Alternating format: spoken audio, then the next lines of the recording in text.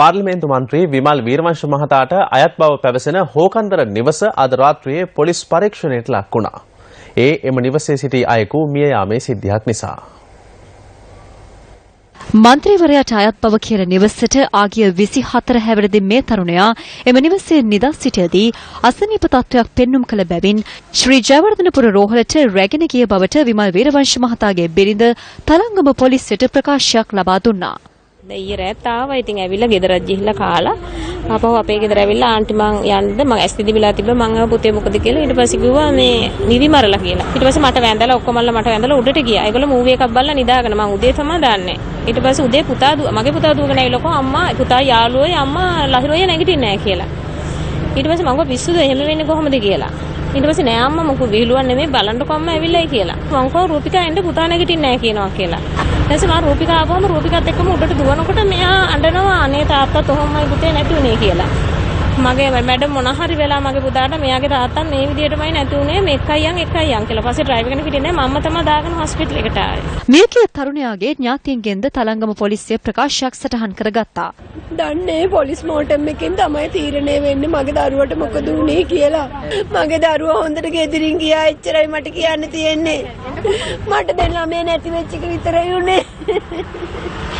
අද සවස වන විට මෙම නිවස පරීක්ෂා කිරීමට පොලිස් කණ්ඩායමක් පැමිණියා. ලහිරු දිසානායක නැමැති 24 හැවිරිදි තරුණයා මියගිය බව සඳහන් විමල් වීරවංශ මහතාට අයත් බව කියන නිවස තමයි මේ පිහිටා තිබෙන්නේ. මෙම තරුණයාගේ මරණය සම්බන්ධව මීට සුළු මොහොතකට පෙර තලංගම පොලිසියේ විශේෂ කණ්ඩායමක් පැමිණලා පොලිස් මූලික පරීක්ෂණ පැවැත්වුවා. ජනවාරි 8 විශාල උදව් දීපු රටක් ඇමරිකා එක්සත් ජනපදය. ඒකේ අය පිළි අරගෙන තියෙනවා. ඒ රටේ ඒ කාලේ හිටපු තානාපතිතුමා අද පහුගිය දවසක ලංකාවට ඇවිල්ලා මොකද්ද කියන්නේ? රොබර්ටෝ බ්ලේක් මහත්තයා ගෝඨාභය රාජපක්ෂ කාලේ අන්න තොරතුරු හොඳින් හුමාරු කරගත්තා. ඒ වගේ නායකත්වයක් ප්‍රබල නායකත්වයක් මේ රටට ඕනේ කියලා. මේ වඳ පීදිච්ච ලොන් හැලිච්ච කමකට නැති ලොන්තපෝල් නායකත්වයක් හදලා දීපු කට්ටියම දැන් අපට කියනවා ඒ වඳ පීදුණු ලොන් හැලුණු ලොන්තපෝල් නායකත්වයකින් රටක් අනාගතයට ගෙනියන්න බෑ ඉදිරියට ගෙනියන්න බෑ.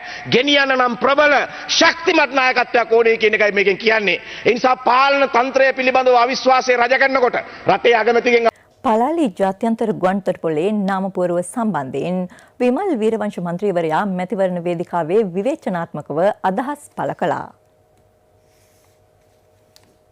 පලාලි ජාත්‍යන්තර ගුවන්තොටුපොළ උඩින්ම තියෙන්නේ යාපනයේ ජාත්‍යන්තර ගුවන්තොටුපොළ කියලා දෙමළ භාෂාවෙන් ගහලා. දෙවැනියට තියෙන්නේ සිංහල භාෂාවෙන් ගහලා. තුන්වෙනුව තියෙනවා ඉංග්‍රීසි භාෂාවෙන් ගහලා. රාජ්‍ය භාෂා ප්‍රතිපත්තිය අනුව සිංහල භාෂාව මුලින් තියෙන්න ඕනේ. දෙමළ භාෂාවෙන් දෙවැනියට තියෙන්න ඕනේ. අද මේ භාෂා ප්‍රතිපත්ති සියල්ල මරලා ඉවරයි. විමල් වීරවංශ මහතා පලාලි ගුවන්තොටුපොළේ නාමපුවරුව ගැන එසේ සඳහන් කරද්දී ඔහු සහාය දක්වන ශ්‍රී ලංකා පොදුජන පෙරමුණේ යාපනීය පක්ෂ කාර්යාලයේ නාමපුවරුව මේ. වන්දනීය පූජනීය ගෞරවනීය මහා සංඝරත්නයන් අවසරයි. ගෞරවනීය අන්‍යාගමික පූජකතුමන්ලාගෙන් අවසරයි. වේදිකාවේ සිටින නැවත එසෙල්ලම පටන් ගන්න තියෙනවා. සිරිසේන මහත්තයත් එක්ක ඉන්න ශ්‍රී ලංකා නිදහස් පක්ෂයේ එතුමා කියන්නේ මෙතන ඉන්නේ වහල්ලු කියලා. මෙතන ඉන්නේ වහල්ලු නම් එතන ඉන්නේ හිවල්ලු.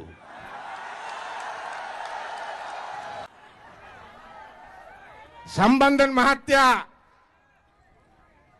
වෙනුවෙන් අගමැති වික්‍රමසිංහ කියනවා සම්බන්ධන් ගිහිල්ලා තින්නේ ඒගොල්ලෝ ඉඩම් බලන්න. හමුදාව තමයි දැන් වැරද්ද කරලා තින්නේ අනුන්ගේ ඉඩම් අල්ලගෙන ඉඳලා. මේක තමයි අද වෙන්නේ මගේ අම්මේ තාත්තේ.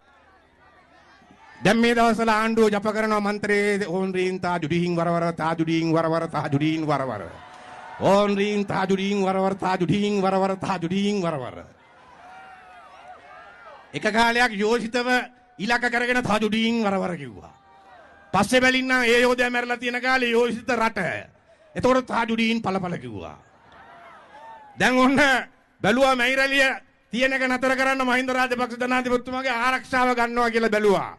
ඒකට හරි ගියෙත් නෑ. ඊට පස්සේ සද්ද තවත් වැඩි වුණා. දැන් ඔන්න ආයි තාජුඩීන් වරවර මන්ත්‍රය ජප කරනවා ජනාධිපති මන්දිරේ තාජුඩීන් වරවර. අනේ මේ තාජුඩීන් කියන ඒ පුද්ගලයාගේ දේහයට තරම් මෙහෙම වදයක් මන් දන්න ඉතිහාසෙ කවදාකවත් දීලා නැහැ. මුලින් තාජුඩීන්ව මරලා තියෙනවයි කිව්වේ යෝෂිතගේ පෙම්වතියත් එක්ක තාජුඩීන්ගේ සම්බන්ධයක් තිබිච්ච හින්දා ඒකට කේන්ති කියලා. ඒක තමයි කතාව. දැන් කතාව තාජුඩීන් මරා ඇත්තේ නාමල් ඒකට හේතුව රගර් ක්‍රීඩා සමාජයක් සම්බන්ධයෙන් දෙදෙනා අතර තිබුණු තරඟේ. එක මිනිහයි කතා දෙකයි.